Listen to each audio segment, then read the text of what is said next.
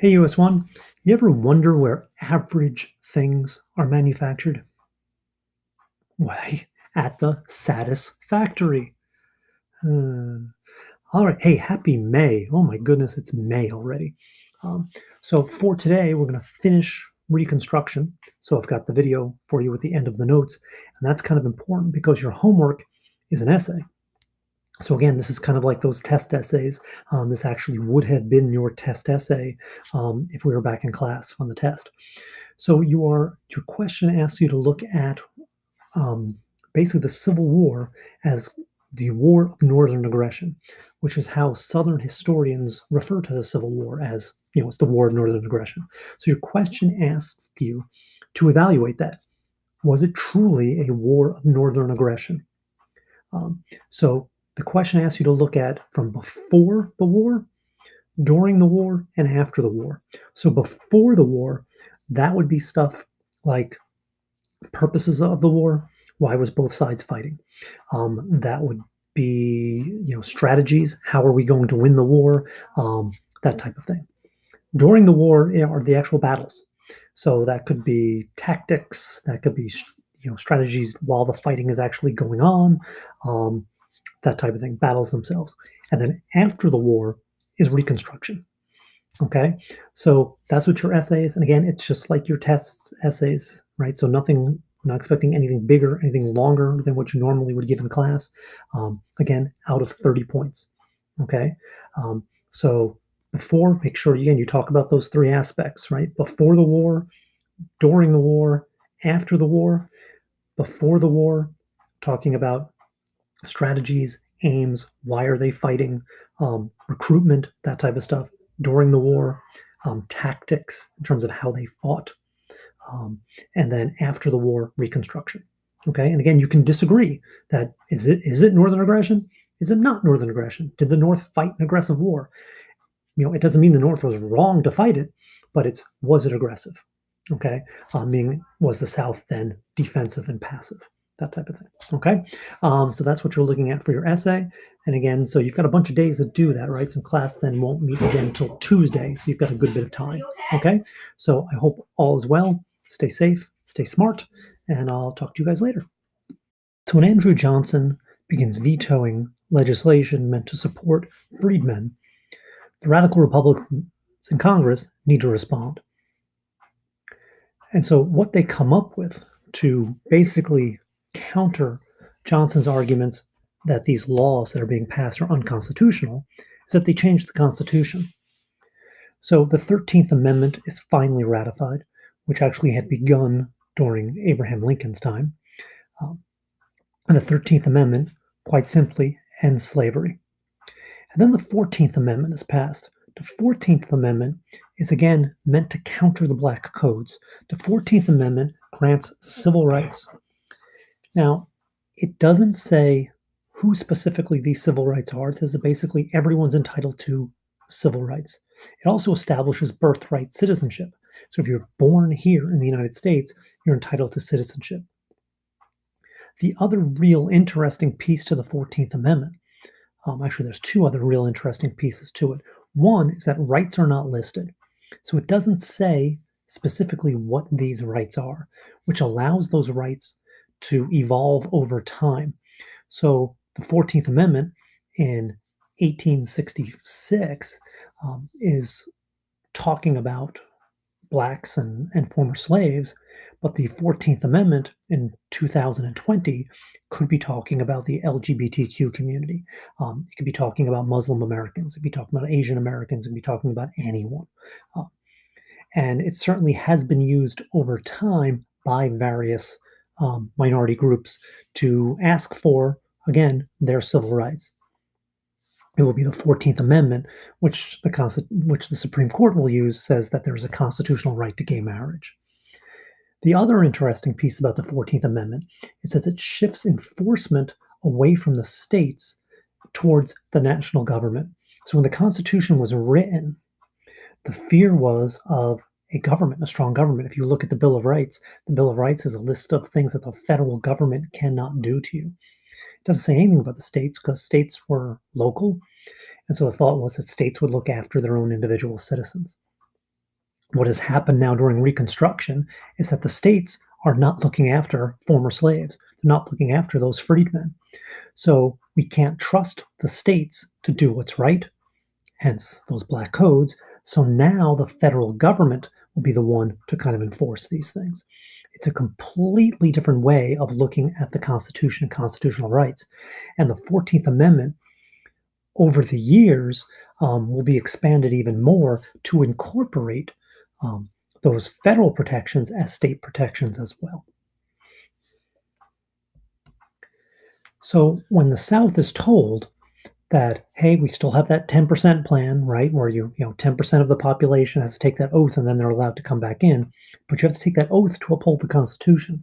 The Constitution now contains a 13th Amendment, which ends slavery, which is not controversial.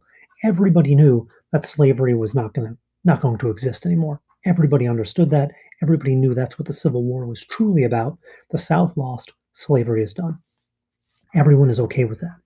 It's the 14th Amendment, though, which is problematic, granting blacks full rights, full citizenship, equal to whites. And that is just not palatable for white Southerners. And so the South refuses. They cannot accept these new constitutional amendments. And of course, if they refuse to uphold the Constitution, they refuse to accept these new amendments, well, then they cannot govern themselves. They're not going to come back into a state, which means if they're not going to come back into a state, they are a territory.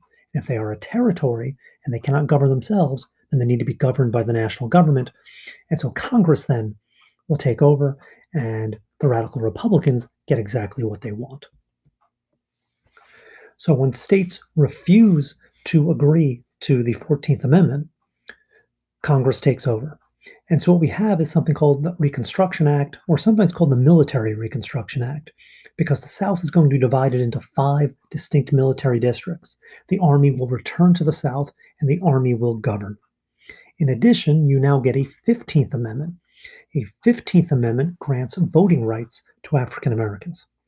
Again, just men and over the age of 21. And the 15th Amendment was seen as being important because there was no enforcement of the 14th Amendment. So the 14th Amendment grants freedmen civil rights, but what if that doesn't happen? What if their local governments don't give them civil rights? Without the ability to vote, you can't hold those politicians accountable. Now that blacks have the ability to vote, they can vote out people that are not complying with the law. In addition, if you can vote, you can also run for office. And so radical Republicans see these 4 million former slaves as now voters.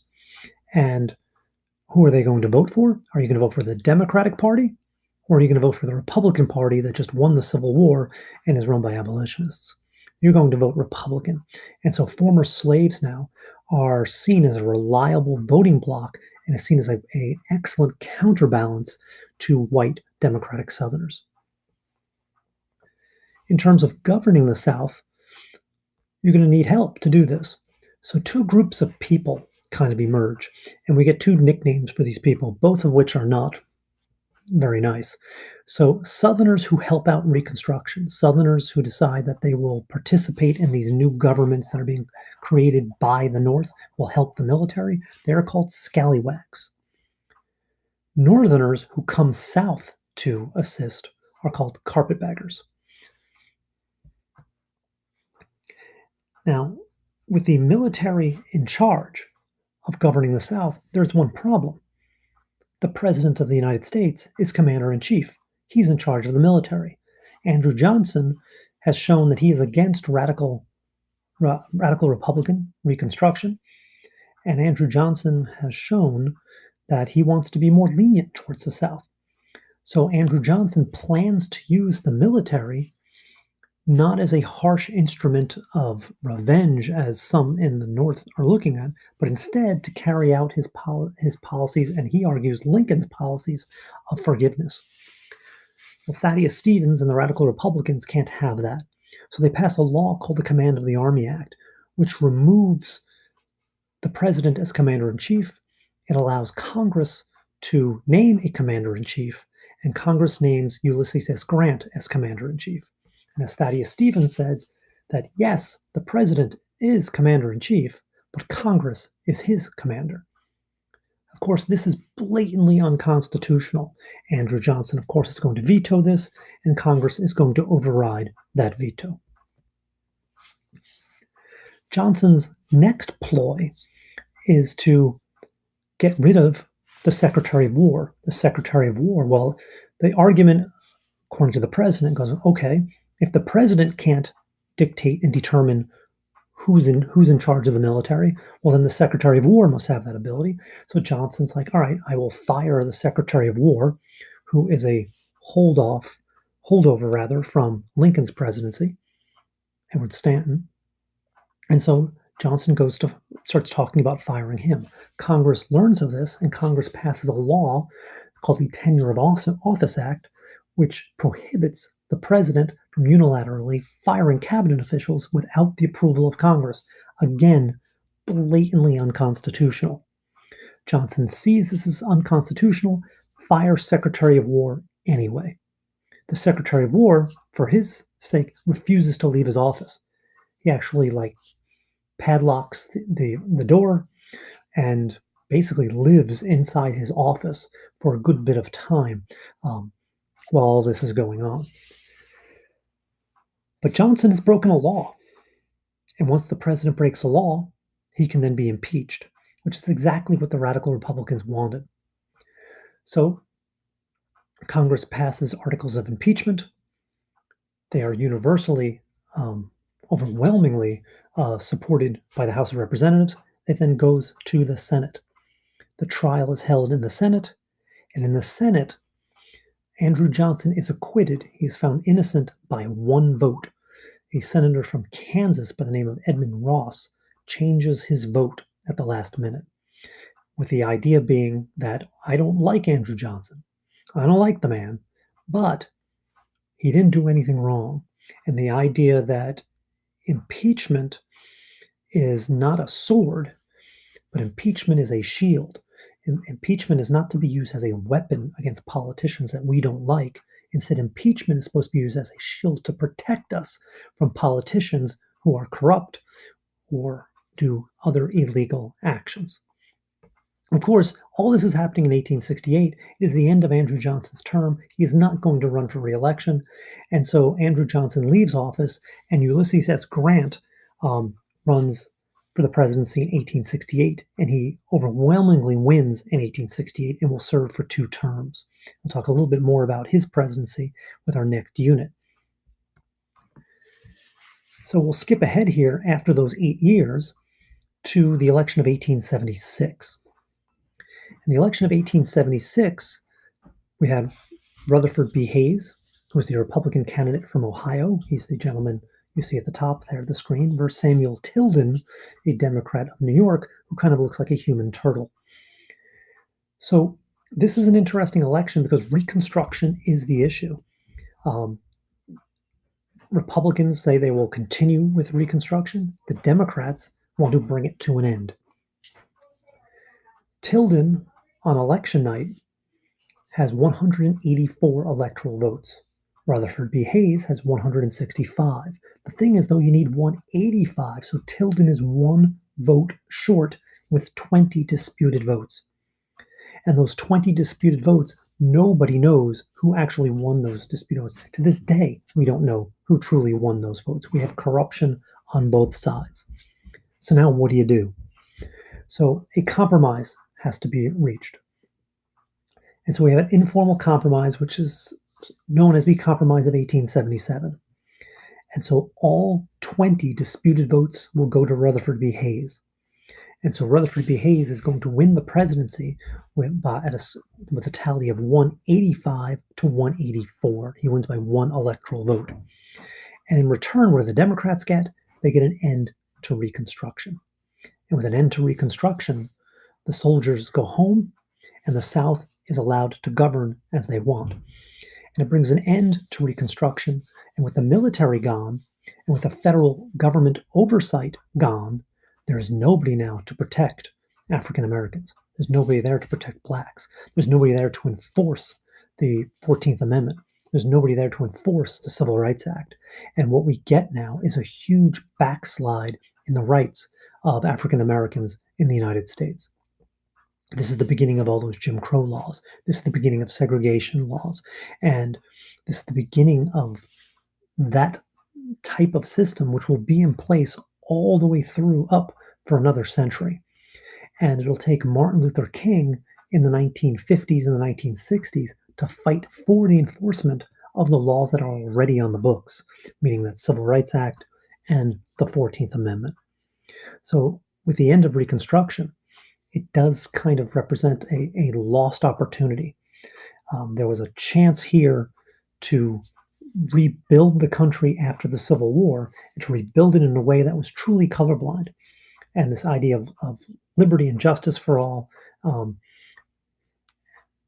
But unfortunately, that does not occur. It's one of the great tragedies of American history. And so you could make a solid argument that the South, yeah, they lost the Civil War, they lost the battles of the Civil War, but they kind of, in the long run, wound up winning.